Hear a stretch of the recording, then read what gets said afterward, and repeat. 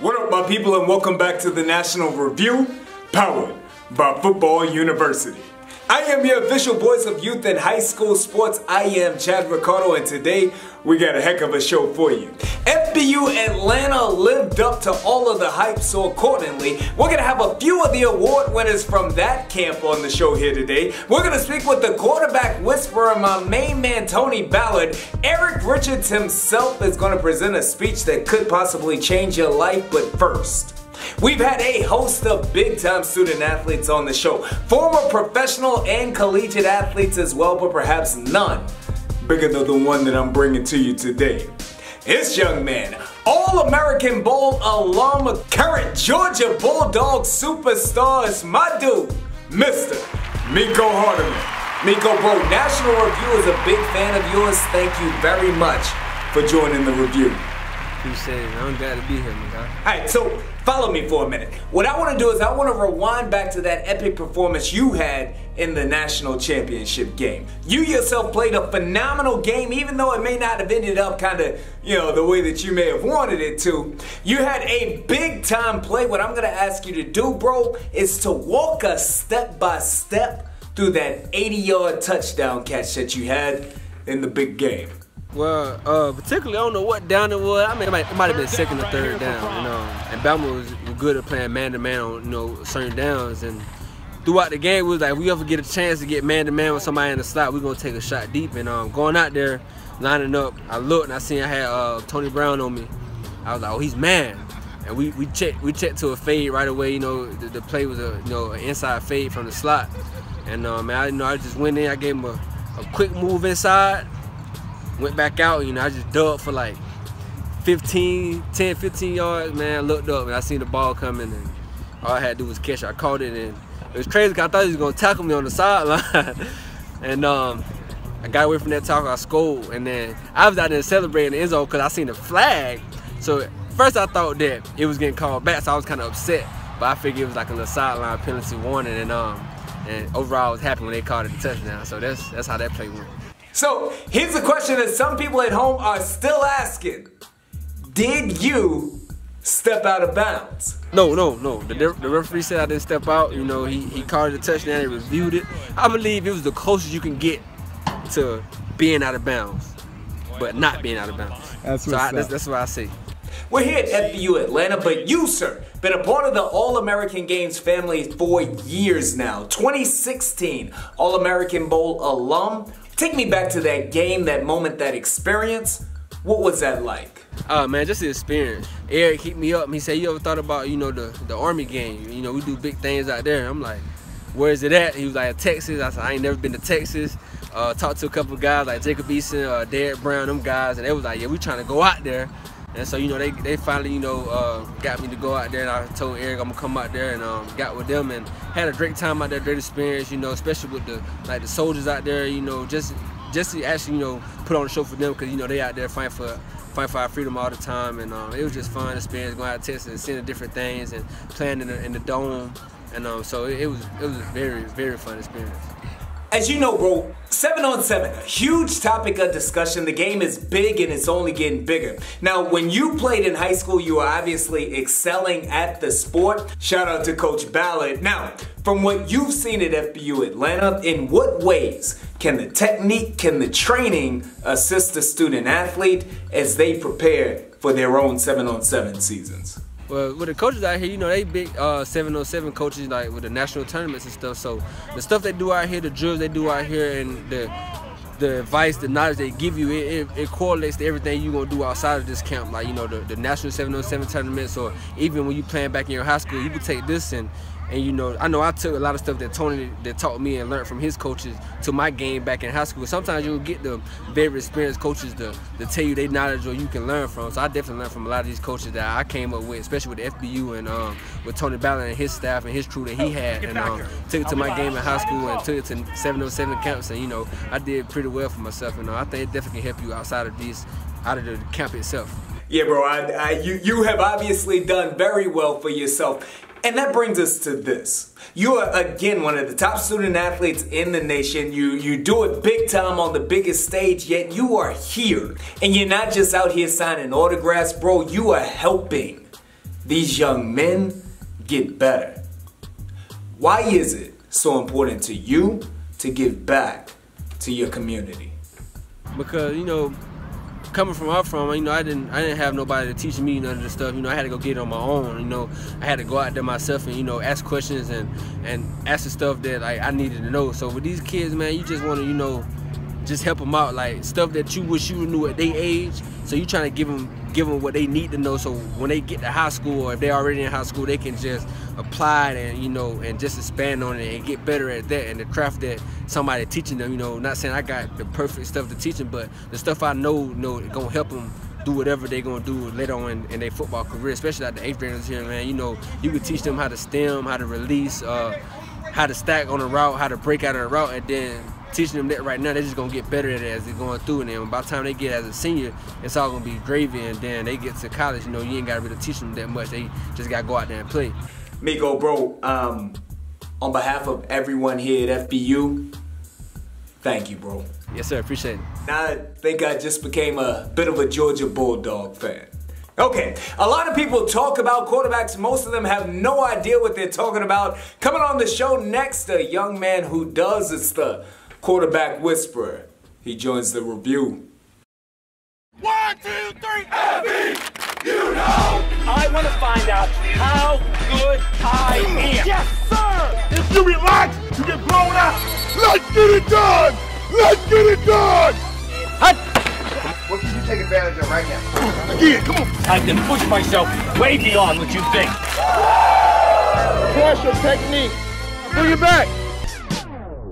Quarterback, arguably the most important position in all of sports. To play or coach it, one must understand the intricacies, the nuances, and be a master of detail. Many prognosticators and lay fans alike talk about quarterbacks as if they understand them. We don't. But my next guest does. Founder and CEO of Hustle Inc., Quarterback Academy, and head coach of Hustle Inc., 7-on-7, as well as FBU coach. It's my dude, Coach Tony Ballard. Absolutely, my pleasure. Appreciate you. I'm not going to ask you for the best quarterback you've coached, not going to ask you for your favorite. So just give me 3 quarterbacks who are an absolute pleasure for you to work with. Well, if I want to start from the top, I'll start probably for Jared Garantano, who's a redshirt freshman right now at University of Tennessee. I think he's probably the most eager and ready to work kind of kid that I've worked with over the years. Helped him with his development. I take real good pride, a lot of pride in terms of what he's done at the University of Tennessee, and I look forward to seeing him play this year. The next guy is Davis Mills, who's a freshman at Stanford University. Probably as gifted as anybody has ever seen. And when I'm talking about in gifted, I'm talking about in terms of polishness. This kid is probably as fundamentally sound as there is. The next guy is this guy Harrison Bailey, who's obviously arguably one of the top quarterbacks in the country, not only just in his class, but in the country, who's got a physical skill set that is unbelievable and probably works as hard as any kid that I've ever worked with. Transitioning back to FBU camp. Now, obviously our goal is for the training and for the technique to be able to translate to the actual game and helping the student athletes to get better. How does what you do help in that translation?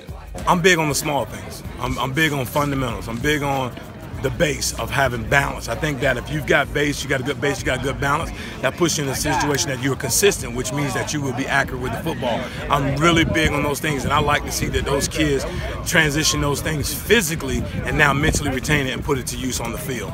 And of course there's 7-on-7. I just spoke with your former pupil, Mecole Hardman, excellent young man. Another shout out to Mecole, can't say enough good things about him. But how does what we do at FBU camp, how can that assist the student athlete as they prepare for 7-on-7? 7-on-7 can be used in 2 different ways, and it can be bad, it can be good. The good things about it in terms of what it can be used for is because it's good habit. We want to make sure, especially with dealing with our 7-on-7 team, we do everything under center. So whether we work on 3, whether we work on 5-step draw, those are the things that we kind of continuously work on to push so those kids can use that skill set in terms of the development when they get back to their high school. The bad thing is that if kids don't continuously work on those things, then they put themselves in a situation where they develop those bad habits, which means they've got lazy feet. That means they have no rhythm, which means that they can have no type of development in terms of where they go from camp to on a 7-on-7 circuit to the high school level. We're now at the conclusion of FBU Atlanta. I tell you, the talent all around was stacked, but at the quarterback position in particular, way too many names, way too many talented student athletes to name them all. Give me just a couple who caught your eye, FBU Atlanta. Well, basically, at this camp, I was excited to work with the middle school kids. Got a chance to work with some of the middle school kids. When we talk about a kid like Mecole, who's out of Alabama, I think that's where he's from. I think he's probably as physically gifted as any kid that I've ever worked with, seen at that 6th grade level. Then you got another kid, Jeremy, I think his name is Heckinson. He's over at the Walton program. I mean, he is as smooth as the other side of the pillar. He kind of reminds me of a skill set of a Davis Mills, things of that nature. Those are the two kids that I can kind of name right off the top that I think that were at the elite level in terms of what the middle school quarterbacks did this weekend here at FBU. That's what's up. Thank you very much for joining us, Coach. I appreciate it. My pleasure. All right. Quarterback whisperer Tony Ballard. Coming up, we're going to hear from a few of the award winners from FBU Atlanta, and the man himself, Eric Richards, delivers a message. Drive home safely. See you next season. American Bowl is brought to you by Football University. FBU, bringing former NFL coaches and players from all around the country.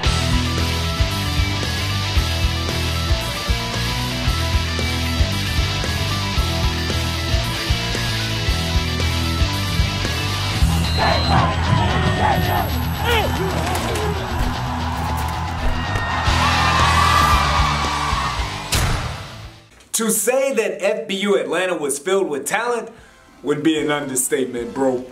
Close to 250 student athletes getting better every day, many of which were very deserving of recognition. Here's a look at a few of them who received awards. My overall thoughts on camp, it was just a great organization, and everything was run perfectly fine. Everything was tip-top, everything was on time, everything was on point, and we had great competition both days. It was great. We had great trainers and just came out and did my best. That's all I had to do. The camp went really well and stuff. So there was some good competing between me and the other guys on offensive line. They're having me do a lot of work, and I was having them do a lot of work, so we were getting each other better and stuff. And I came to get better with my pass rushing, and I think I did accomplish that with Coach Rollins. Now, what did you feel? What thoughts were going through your mind when your name was called as a Gatorade G Award winner? What thoughts were going through my mind was I was just praying I got this one, because I didn't get it last year. It was some more competition last year that was much better than me, and I had to work all summer and get in a better position to win it this year. I was excited and stuff. I mean, it's paid camp, so there's that. I was happy. I was surprised mostly, but it was just like I was just happy that I was doing good and people noticed that I was actually doing good. Now, your mother was here, is that correct? That's right. Now, she is here all camp. She's out there, she's watching this right now. What words do you have to say to your mother, to your family? Mama, Dad, Billy, Tara, I appreciate you for bringing me here. I appreciate you for being behind me every step of the way, and thank you for everything that you've done for me. I appreciate it. Now, I know that your mother is here. I know that your family, your friends, that they're out here. If you had any messages for everybody that's out there that's supporting you, what would you like to say to them? To keep supporting me and keep grinding. You got 3 words, bro. 3 more words that you got to say to your family. Wait, one more time. That I love y'all. I love all my family. I'd have to tell them thank you and all that for the past years of them being with me, because there have been times where obviously every once in a while you just feel like I don't know about this and stuff, but they've always stuck with me, and even when times I wanted to quit, they had me keep at it, and been doing a lot good recently, and I'm going to keep at it like they want me to. So. And you got 3 more words for them, Ethan. I love them. Thank you. So. I'm a huge fan of each one of those young men, not only on the football field, but off of it as well. Another big time congrats to each and every one of them. I also want to thank my guest for the day, my dude, Mecole Hardman, my main man, Coach Tony Ballard. It's about time for me to get up out of here, but I'll leave you with these words from Mr. Eric Richards.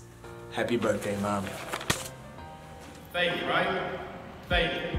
It doesn't matter what religion you are or anything like that. You got to have that to get these next two. If you're not going to get that, you're probably wasting your time on these next two. Doesn't matter which religion you are, but you better find it, you better get it. The way I see it, you come in here on Sundays, your parents come in here on Sundays, so you can do this, you probably owe them on Wednesday night or something. But you got to have it to move forward, I promise you. Second F, what? Who said Facebook? I see Mark Zuckerberg punch him in the face, you don't mind? He says I got 5,000 friends. I don't have 5,000 friends, I got 5,000 contacts. Twitter says I got 80-something thousand contacts. You know what? Can't borrow money from any of them. Try calling them all when I'm in need of a paycheck. Can't get it. I see a lot. I mean, it's just, if you saw my picture, if you can see what I see right now, I see siblings galore out here in these seats that came out and supported you so you can do your thing and help fulfill your dream. Take some of that time out from all your friends and everything. I'm not saying not to have friends, but friends change. My friends in high school weren't my friends in the Marine Corps. My friends in the Marine Corps, I moved on, were my friends in college. My friends in college, I moved on, and I see Aggie right there, she'll tell you. I had 4 kids that came through the youth parks all the same time. And each one of them had a different set of parents we'd go to Pizza Hut with or whatever. All right? They come and go. Now I got grandkids, 5 of them. I got to start all over making friends. But guess who's been there the whole time? My family. My family. Take some of that time out to take the headphones off on the ride every now and then and turn to your brother and sister and have a good conversation with them. Because what went on in Santa Fe, Texas Friday is a pattern. It's the same type of kid that's doing this. And the only thing that's going to change it is for leaders like you that walk down the hall and maybe just engage one of them kids in a lunchroom conversation. We didn't have this when me and your parents grew up. It didn't happen. Nobody brought guns to school to Columbine. And then all of a sudden it's 4 to 5 a year. It's got to stop. And the only people that are going to stop it are leaders. So take your headphones off every now and then. I like 21 Savage just like the rest of you. Listen next door to me. All right? Trust me, he don't play that persona next door to me when he comes in. I make him turn the music off and everything. But take it off every now and then and have a good conversation, because that's the only thing I can figure out that's different between your generation right now and us. We didn't close ourselves off on social media and have crazy conversations. We didn't close ourselves off with headphones walking through airports and everything else. So just try it. I'm not telling you that's good. You go get a private workout in, I jam it. I'm going to be at Post Malone on June 10th. All right? But have a balance in there. And that's what it all comes back to family. And the third thing, the third F, if you get those two, is football. You can use this sport to go phew. Right here, I showed you a man that played in the league out of a small Division III school. It was regarded as the best punt returner and made it a career, and he was such a good character person, the Atlanta Falcons won't even let him out of their sight without giving this guy a paycheck annually and making him the face of their franchise and everything. I was a guy that didn't have that. They run a whole lot of call for 5'8" white corners that ran 4.9 40s back in the 80s. All right? I often said if they had speed training, I would have been about a 4.6, but they didn't. All right, so I took a different route. And I came back here and went to work for the Youth Football League here as a volunteer. And 27 years later, I kind of helped with great leadership and great coaches develop it into the best youth league in the country and stuff. And so there's different routes football can take you. The best CEOs, the best guys on the job, the best blue-collar employees, or football players. The reason your mom or your sister or your aunt either married a football player or had a brother that was a football player or has a son that's a football player is she knows what this sport produces. You win when you go in there for that interview, because it's not a natural thing to run together like 2 billy goats for 3 hours a day, 5 days a week to play for a 3-hour game. It's not. Look at the other sports. Baseball plays. I saw a high school team that played 70 games. Basketball, they're over there playing right now. Those kids are probably playing 130 games this summer. It's the only sport out there that you practice about 10 times to the amount you play on the game. So take it and ride it. With that being said, I'll see some of you guys at Top Gun. Appreciate your family and parents.